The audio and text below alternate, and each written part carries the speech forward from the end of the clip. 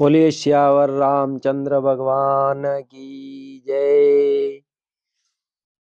भरत जी चित्रकूट में है और भगवान के राज तिलक के बारे में कल चर्चा चली।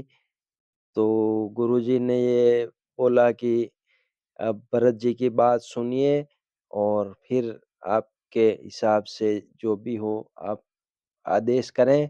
अब भगवान श्री रामचंद्र जी क्या कहते हैं और आगे की चर्चा सुनते हैं। भरत जी का पावन चरित्र बहुत ही अच्छा चल रहा है। आप पूरा सुने और अच्छा लगे तो चैनल को सब्सक्राइब करें।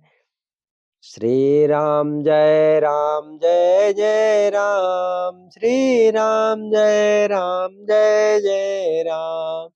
श्री राम जय जय राम। श्री राम जय जय राम।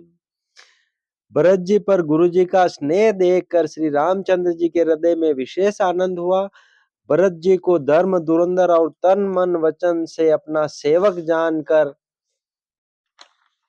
श्री रामचंद्र जी गुरु की आज्ञा के अनुकूल मनोहर कोमल और कल्याण के मूल वचन बोले।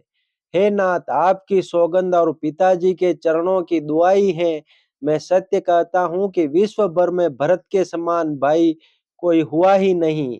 जो लोग गुरु के चरण कमलों के अनुरागी हैं, वे लोक में लौकिक दृष्टि से भी और वेद में पारमार्थिक दृष्टि से भी बड़भागी होते हैं। फिर जिस पर आप गुरु का ऐसा स्नेह है, उस भरत के भाग्य को कौन कह सकता है। छोटा भाई जानकर भरत के मुंह पर उसकी बड़ाई करने में मेरी बुद्धि सकुचाती है। फिर भी मैं तो यही कहूंगा कि भरत जो कुछ कहे वही करने में भलाई है। ऐसा कहकर श्री रामचंद्र जी चुप हो गए।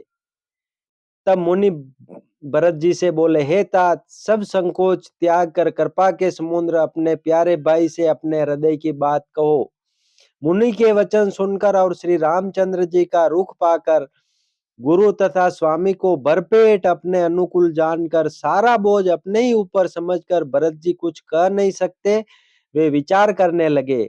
शरीर से पुलकित होकर वे सभा में खड़े हो गए। कमल के समान नेत्रों में प्रेमाश्रुओं की बाढ़ आ गई। वे बोले, मेरा कहना तो मुनिनाथ ने ही निभा दिया। जो कुछ मैं कह सकता था वह उन्होंने ही कह दिया। इससे अधिक मैं क्या कहूँ। अपने स्वामी का स्वभाव मैं जानता हूँ। वे अपराधी पर भी कभी क्रोध नहीं करते। मुझ पर तो उनकी विशेष कृपा और स्नेह है। मैंने खेल में भी कभी उनकी रीस नहीं देखी। बचपन से ही मैंने उनका साथ नहीं छोड़ा और उन्होंने भी मेरे मन को कभी नहीं तोड़ा। मेरे मन के प्रतिकूल कोई काम नहीं किया। मैंने प्रभु की कृपा की रीति को हृदय में भली भांति देखा है, अनुभव किया है। मेरे हारने पर भी खेल में भी प्रभु मुझे जीताते रहे हैं। मैंने भी प्रेम और संकोचवश कभी सामने मुंह नहीं खोला। प्रेम के प्यासे मेरे नेत्र आज तक प्रभु के दर्शन से तृप्त नहीं हुए, परंतु विधाता मेरा दुलार न सह सका। उसने नीच माता के बहाने मेरे और स्वामी के बीच अंतर डाल दिया। यह भी कहना आज मुझे शोभा नहीं देता, क्योंकि अपनी समझ से कौन साधु और पवित्र हुआ है। जिसको दूसरे साधु और पवित्र माने वही साधु है। माता नीच है और मैं सदाचारी और साधु हूँ, ऐसा हृदय में लाना ही करोड़ दुराचारों के समान है। क्या कोदो की बाली उत्तम दान फल सकती है? क्या काली गोंगी मोती उत्पन्न कर सकती हैं? स्वप्न में भी किसी को दोष का लेश भी नहीं है। मेरा भाग्य ही यथा समुद्र है।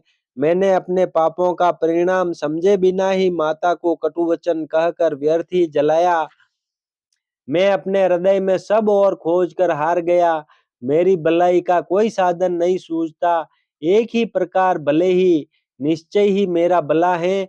वह यह है कि गुरु महाराज सर्वसमर्थ है और श्री सीताराम जी मेरे स्वामी हैं। इसी से परिणाम मुझे अच्छा जान पड़ता है। साधुओं की सभा में गुरुजी और स्वामी के समीप इस पवित्र तीर्थ स्थान में मैं सत्य भाव से कहता हूँ, यह प्रेम है या प्रपंच, छल कपट, झूठ है या सच, इसे सर्वज्ञ मुनि वशिष्ठ जी और अंतर्यामी श्री रघुनाथ जी जानते हैं।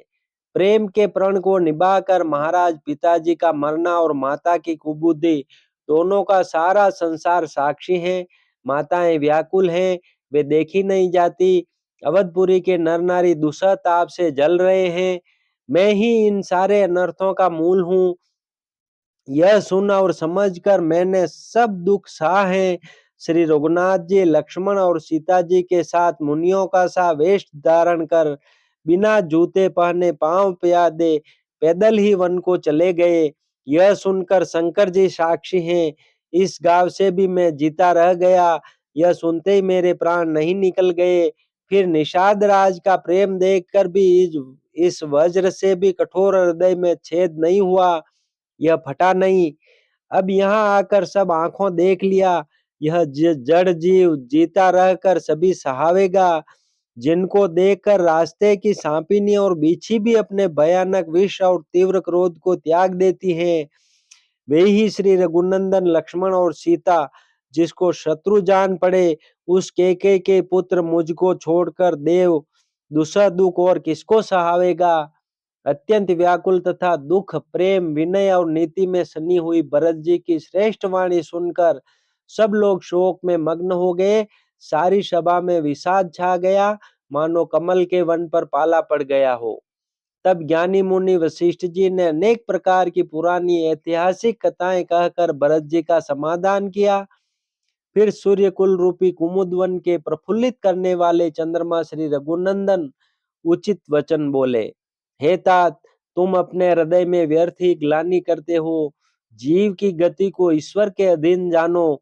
मेरे मत में भूत भविष्य वर्तमान तीनों कालों और स्वर्ग पृथ्वी और पाताल तीनों लोकों के सब पुण्यात्मा पुरुष तुमसे नीचे हैं। हृदय में भी तुम पर कुटिलता का आरोप करने से यह लोक, यहाँ के सुख यश आदि बिगड़ जाता है और परलोक भी नष्ट हो जाता है। मरने के बाद भी अच्छी गति नहीं मिलती।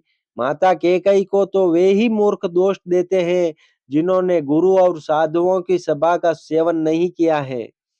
हे भरत, तुम्हारा नाम स्मरण करते ही सब पाप, प्रपंच, अज्ञान और समस्त अमंगलों के समूह मिट जाएंगे तथा इस लोक में सुंदर यश और परलोक में सुख प्राप्त होगा।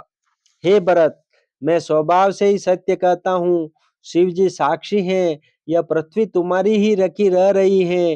हे तात, तुम व्यर्थ कुतर्क न करो। वैर और प्रेम छिपाए नहीं छिपते। पक्षी और पशु मुनियों के पास बेधड़क चले जाते हैं, पर हिंसा करने वाले बधिकों को देखते ही भाग जाते हैं। मित्र और शत्रु को पशु पक्षी भी पहचानते हैं। फिर मनुष्य शरीर तो गुण और ज्ञान का भंडार ही है। हे तात, मैं तुम्हें अच्छी तरह जानता हूँ। क्या करूँ, जी में बड़ा असमंजस दुविधा है। राजा ने मुझे त्याग कर सत्य को रखा और प्रेम प्रेम प्रण के लिए शरीर छोड़ दिया। उनके वचन को मेटते मन में सोच होता है। उससे भी बढ़कर तुम्हारा संकोच है। उस पर भी गुरुजी ने मुझे आज्ञा दी है। इसलिए अब तुम जो कुछ कहो अवश्य ही मैं वही करना चाहता हूँ। तुम मन को प्रसन्न कर और संकोच को त्याग कर जो कुछ कहो मैं आज वही करूं। सत्य प्रतिज्ञ रघुकुल श्रेष्ठ श्री राम जी का यह वचन सुनकर सारा समाज सुखी हो गया। देवगणों सहित देवराज इंद्र भयभीत होकर सोचने लगे कि अब बना बनाया काम बिगड़ना ही चाहता है, कुछ उपाय करते नहीं बनता। तब वे सब मन ही मन श्री राम जी की शरण गए।